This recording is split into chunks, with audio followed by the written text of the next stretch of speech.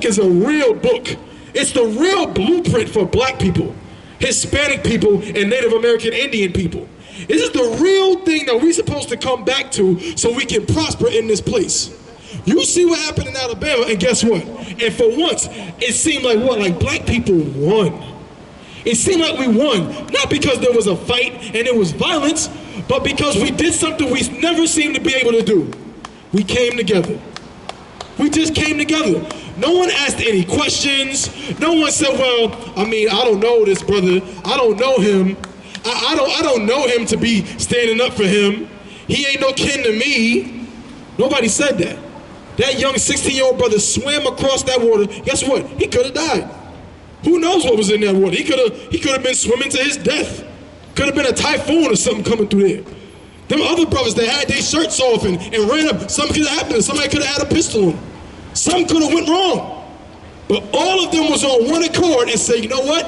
I'd rather die than see them mistreat my brother. I would rather be harmed than to see them mistreat my brother, and I stand here and do nothing. And that's the spirit that we need throughout all black communities, Hispanic communities, Native American Indian communities, man. Through all ghettos and barrios and reservations. That's the spirit we need. So tell me, how can I turn the other cheek while this wicked world trying to smother me? Something gotta shake, I'm gonna cry it out. Time to gird up my loins and ride out. In my soul I feel devastation. In my eyes I see desolation. On my door, death is waiting. But I don't wanna see no more desolation. I said I don't wanna see no more. And in my soul I feel devastation. In my eyes I see desolation. On my door, death is waiting. But I don't wanna see no more desolation. And I don't wanna see no more. This is the book of Romans chapter 15 and verse 4. For whatsoever things were written aforetime. The things that are written aforetime, man. You see us reading this Bible, and a lot of people say, why y'all reading that old book? That's an old book, man. It's 2023. Why are you reading? What we gonna do with what's in that Bible, man?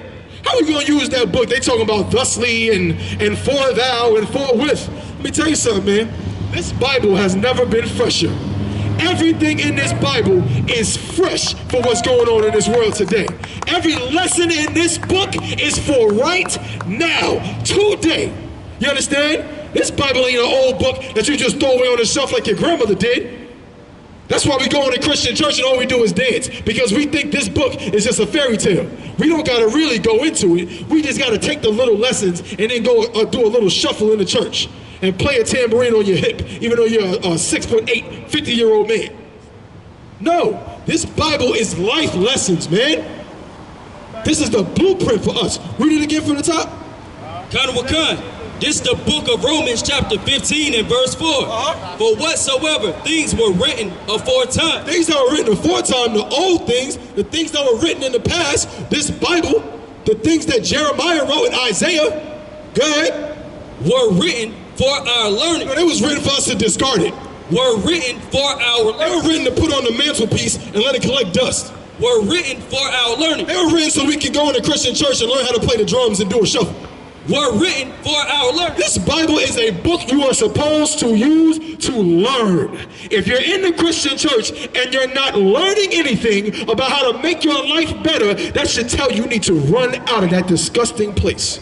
You should run out of any place where someone has a Bible in there and you don't learn anything that makes your life better. You don't learn how to be a better father. You don't learn how to be a better son. You don't learn how to be a better mother. In fact, you go in a Christian church, you learn how to be the worst piece of garbage mother that anyone ever seen in their life. Who ever seen Precious? I bet her mother probably was up in the church for years and years. That's where you find those kind of people in the Christian church, man. But guess what? In this I.S.U.P.K under Commandant General YAHANNA, the Rakatha Yahweh Yahweh, we weren't allowed to come in here and just not learn anything and do what we wanted to do. No, we had to learn how to be better husbands. We continue to learn how to be better husbands to our wives. Yeah, you heard that, wives with an S, because some of these brothers got more than one. That's right. But guess what? But these men came in here and became better than they were before. And that's what we need to learn from things like what happened in Alabama. Learn that this is in the Bible. It talks about brotherhood, and if we have that spirit, you know what? We talked about it in class the other day. The projects would be heaven, man. The barrio would be heaven, man.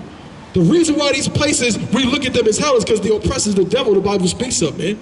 And all the resources are taken out of the community.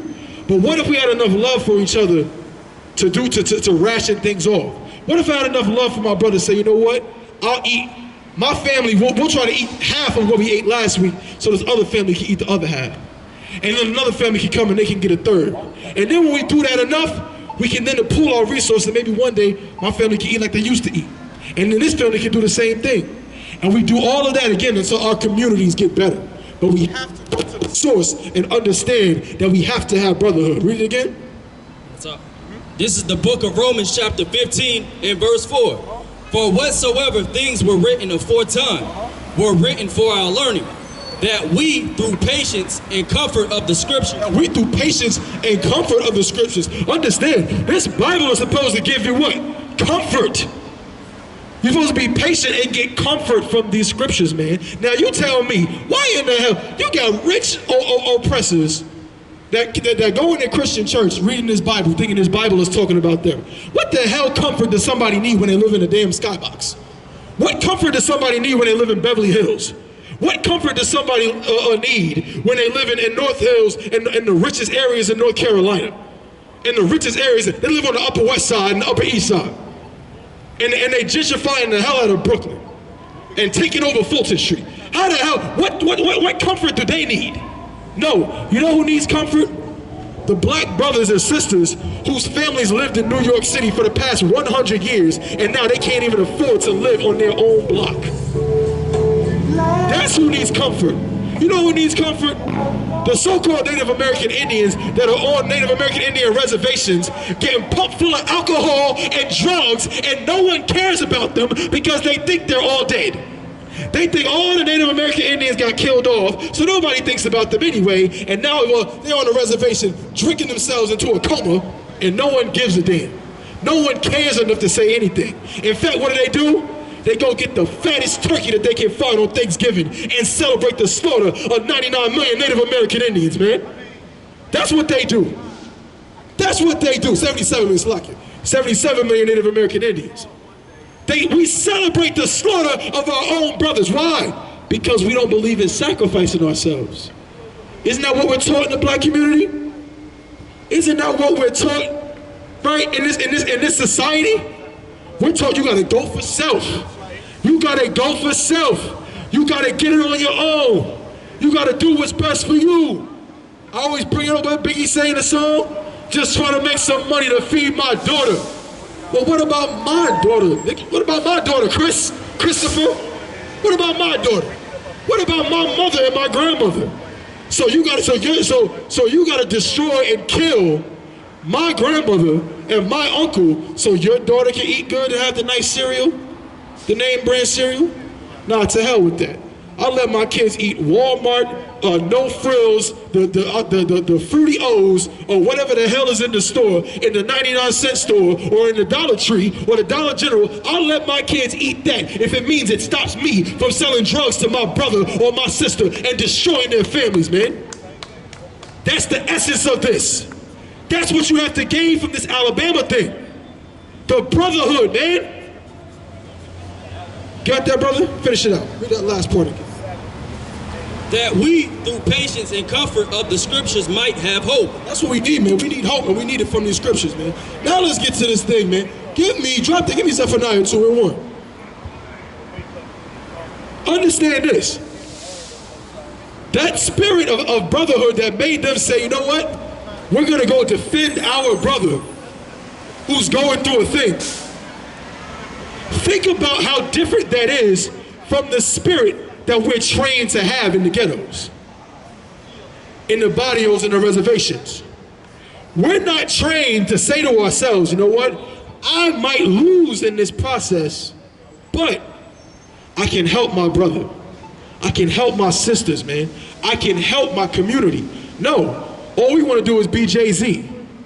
All we want to do is be Nas and be a rapper, be Young Thug. We want to be a rapper. Why? So we can make all the money to do what? To get the hell away from these niggas. To get the hell away from this ghetto I've been living in my whole life. We can't wait to get out. And some of us, we may not be Jay-Z. We may just start a business.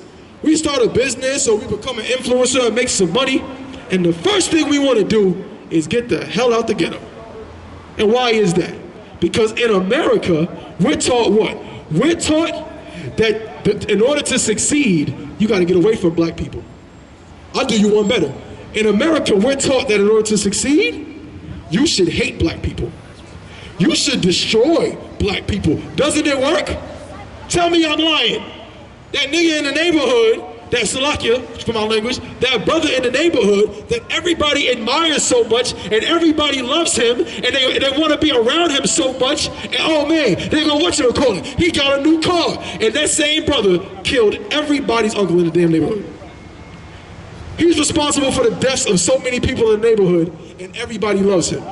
And now you come out of your apartment or your crib in the hood and you look at him and you know he destroyed your family, and you say what? Well, damn, if I want to get on and have a good life, I guess I better start destroying black people's families too. I guess I should start doing that too. And that's how the cycle just keeps going. And we keep doing the same thing. But this is what the Bible said we should do. Read. This is the book of Zephaniah chapter 2 and verse 1. Gather yourselves together. Do what? Gather yourselves together. Now you listen to that, those plain words right there. It says, gather yourselves together. Gather, read on. Yea, gather together. It said it twice. The Bible said it twice. The prophet, the Most High is speaking to the prophet Zephaniah, and he said it twice. He said, gather yourselves together, man. Yea, gather together. Go ahead. O nation. Oh what? O nation. Oh what? O nation. No Christian congregation. O nation. No Christian church. O nation. No, the building where you do the worship and play the tambourine. O nation. Oh nation. A nation in the Bible is a race of people. So don't tell me this Bible ain't got nothing to do with race, man. And then ask yourself this question. It says gather together, yea, gather together. Oh what? O nation. Go ahead. Not desired. Oh nation not desired. Now, I mean, we might have to spell this out for some brothers and sisters. But most brothers and sisters, we don't have to. Because you know full well what it's like to be a nation that is not desired. You know what it's like when every time you go into certain neighborhoods, you feel uneasy. You know what it's like whenever you go into the movie theater or you go out and you want to go into town with your woman or your children, and you know you get that look, man. You know when you go in that movie theater, they're looking at you like, oh, what they gonna do? Are they gonna be loud? Are they gonna ruin the movie for me? You know it down here too. That's why they got so many subdivisions and gated communities down here to keep, you know what I'm saying, to keep us the hell out of it. To keep us out of it. We just did a story on our podcast that just happened just here in North Carolina, in Greensboro, where two little black kids went to the pool. They went to the pool in another neighborhood, close to where they live, but they didn't live in that subdivision. And they went in that pool, and a white woman ended up pulling the black girl's, the little 5-6-year-old black girl's hair, ended up taking a soda because the older brother tried to defend his sister when she did that. The white woman took a Coca-Cola and sprayed it in the little boy's face, dumped it on his head, and started hitting him in his mouth. A little 11-year-old black boy, and told him to leave the pool. You understand? That's being a nation that's not desired. Ask yourself if she would have did that if it was little Timmy and little Rebecca. If two little white kids from the country had went to that subdivision to get in the pool, would she have done the same thing? You know the answer. You know hell no. She would have protected those children. But when it's little black kids and little Hispanic kids and Native American Indian kids, all we are to them is a burden. That's all we are. And that's why it's imperative for us to do just what the Bible is saying. From the top. This is the book of Zephaniah chapter 2 and verse 1. Gather yourselves together. We got to gather ourselves together. Why? Because everyone hates us. So if we don't gather together, what are we going to do? We're just going to die in this place? Yeah, that's the answer. That's what's going to happen. That's what's going to happen if we don't gather together. I'm going to prove it. Read on. Gather together, O nation not desired. Verse 2. Before the decree bring forth. Before the decree bring forth, man. Before the Lord's decree bring forth what? Destruction. Read. Before the day passed as the chaff. Before the day passed as the chaff, you understand? It's just a metaphor. That chaff is those little, like the shell of those seeds that blows in the wind before you know it. A farmer knows what I'm talking about. When that shell falls off and the wind blows, and that chaff just blows away swiftly. It said before the day break for God. They pass the chaff? Before the fierce anger of the Lord come upon you. Before the day passes the chaff, before the fierce anger of the Lord come upon you. Guess what? There's another scripture that says that everyone that is joined to them shall be thrust through. If you want to join the oppressor, you can all you want. You're going to die right along with him. Because guess what? Because God is a just God, and it's time for black people to get some justice. It's time for black people to get some justice. How in the hell can God be a just God if we got to go through 400 years of captivity and no one pays for it? As my other one was bringing out earlier, you know what I'm saying, to these different, you know, these liars, these devils that come up and say they love us. How in the hell you gonna say you believe in the Bible and say God is a just God, but black people just don't ever deserve to get revenge for what happened to them? My grandmother picked cotton. You think I'm joking, right? My grandmother that is alive right now, I spoke on the phone with her yesterday, she picked cotton. This is not some foregone conclusion. This is our lives in this place. And it would be a tragedy. It would be a damn lie if God, being a just God, didn't allow black, Hispanic, and Native American Indians to get vengeance for what happened to us, man. That's right. That's right. This land was stolen from the so-called Native American Indians, and they got nothing in return for it. In fact, every single disgusting, greedy piece of garbage oppressor went down to the, they used to have like a thing where you can go and pay $5. My brother brings it out all the time. You can pay $5 and claim to have Native American lineage or ancestry, which would give you benefits to the American government, different types of tax breaks and tax write-offs, and get casinos and certain types of land provisions. And almost none of it went to the real Native American Indians. It went to a bunch of $5 Indians, the one that come up here and say, well, I'm Cherokee. Yeah, I'm actually, are you a white woman? No, I'm Cherokee, I'm Blackfoot. I'm a Blackfoot Indian. You understand?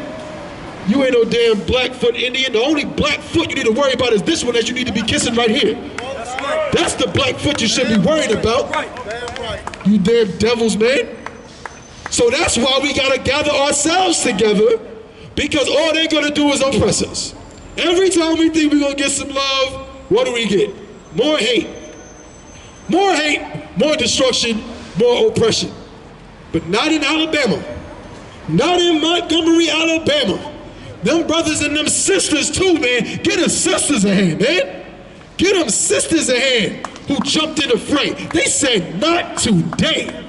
You are not gonna mistreat my brother, and we don't do nothing about it, man.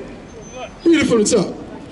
Kanawakan, this is the book of Zephaniah chapter 2 and verse 2. Before the decree bring forth, before the day pass as the chaff, before the fierce anger of the Lord come upon you, before the day of the Lord's anger come upon you. You're right, the Lord is real angry with this place, man. The Lord is real angry with America because of the crimes, man. Like I said, in the I.S.U.P.K, we're all about justice. We're not just a bunch of dudes up here just saying something because of our feelings. If it was all about feelings, I would be kicking back right now. It's 108,000 degrees out here. I'd be kicking back somewhere with some lemonade, you know what I'm saying, with my family. But no, because I was trained by the men of the I.S.U.P.K, the men above me, that I gotta care a little bit more about my people. I gotta love my people enough to say, let me withstand some of this heat so they can learn about this Bible and learn that they're the greatest people to ever grace this planet, man. That's what this is all about. But the Lord is angry with this place. And if you decide to take it upon yourself to join them, to be friends with them, instead of joining your people, then guess what? When the time comes and the Lord destroys this place with hellfire, what do you think he's gonna do with you? What do you think, matter of fact, let's just use the Alabama thing as an example, right? That day, what do you think would have happened if you would have decided to be the one stupid Negro that decided to go and fight with the oppressor that day? And that's what I was glad to see. I was so glad to see that nobody did that nonsense. That no black, Hispanic, or Native American Indian man or woman decided to jump next to the white people and say, oh, no, stop it, please. Because I've seen that before. That one black woman, she did, I forgot where it was. It was some protest, and she over here trying to protect the police and protect the white people and all this stuff. I'm glad that didn't happen. But if you would have gone out there that day and done that, what do you think would have happened? You might have caught a chair to the head. You might have ended up getting hit with a chair upside your noggin because you wanted to what? Without realizing it, you basically wanted to help them oppress that black man. Right. You basically want, that's what the hell you are. You're a damn traitor. Because you really want to help white people oppress black people. There is no in-between. There's no in-between. You cannot join Esau's military and say you love black people and then watch that same military whip on Haitian brothers and sisters at the border. You can't say you love Hispanics, then join the military or join a police force and then watch them put Mexican babies in cages at the border, man. The Bible says a double-minded man, you know what I'm saying? Talks about a double-minded man, I'm paraphrasing. A double-minded man, TODAS says unstable. I was trying to get a word, it's unstable. Come on. A double-minded man is unstable in all his ways. You're an unstable hypocrite. We're taught the I.S.U.P.K not to be hypocrites. That's why we do what we do. I can't say I love black people with no actions. All you oppressors out here that want to come up against us. And the brothers and sisters too. I can't say that I love black people and then I sit in my house and watch black people get killed and destroyed, watch black women get raped and not get protected in this world, and I just say, well, as long as it don't happen to my family. I can't say I love black people and don't speak out against the Christian church when every little black child that goes in there gets molested, when every teenage black boy that goes in there gets taken on trips to the Fiji Islands and gets molested. I can't, my brother Officer y'all my brains out all the time about the nasty Jehovah's Witness. You think we just doing that because we have personal beef with them? I never met a Jehovah's Witness in my life. I don't know nothing about them. But I do know that they got lawsuits because they keep molesting children. I do know that Catholic Church got lawsuits because they keep molesting children. But you don't call the Catholic Church a hate group. If we was up here with a bunch of nasty robes, singing some nasty Catholic song, one of those type songs, everybody would be sitting up here saying, oh man, it's beautiful, the songs they're singing. If we were singing a gospel song, everybody would be around here shucking and jiving and loving it. You'd be loving it if we sang a gospel song. But because we go against these wicked pieces of garbage, you got a problem with us. A lot of our brothers and sisters got a problem with us because of that. But all we're doing is trying to do what this Bible says, man. We can't gather together if we're in the Christian church that divides us. We can't gather together if we're in the Catholicism that divides us. We can't gather together if we're in a Jehovah's Witness and our kids are getting molested. You understand? Hey, TODAS sis, appreciate that. We cannot gather together if we keep joining with those that hate us. Con out of one con when it's wartime. Can't be lukewarm, gotta make up your mind. If you ain't heard nothing, you better hear this rhyme. When it go down, you gon' have to be with your kind. Ain't no laughing, ain't no joking on the battlefield. If you don't follow the order, you could get us all killed. Ain't no thing to grab the blocking person, squeeze mine. You gon' learn to do it, not the second, but the first time. 223, 308, AR-15 rifle. Warring with the dragon like I'm the Archangel Michael. I got hand grenades, I pull the pin and throw it at you quicker. I can say a prayer and send them evil curses, now you sick. If we do what the Lord tell us to do, Babylon will fall. I'm gon' do what Saul didn't do and I'm gon' kill them all. It's time to kill, not heal, it's time to break them down, know who you are. Ain't no time to love, it's time to hate these heathens, time for war. Lace your boots when it's wartime. Go and get a sword when it's wartime. Girt your loins when it's wartime. Con out of one con when it's wartime. Lace your boots when it's wartime. Go and get a sword when it's wartime. Girt your loins when it's wartime. Con out of one con when it's wartime.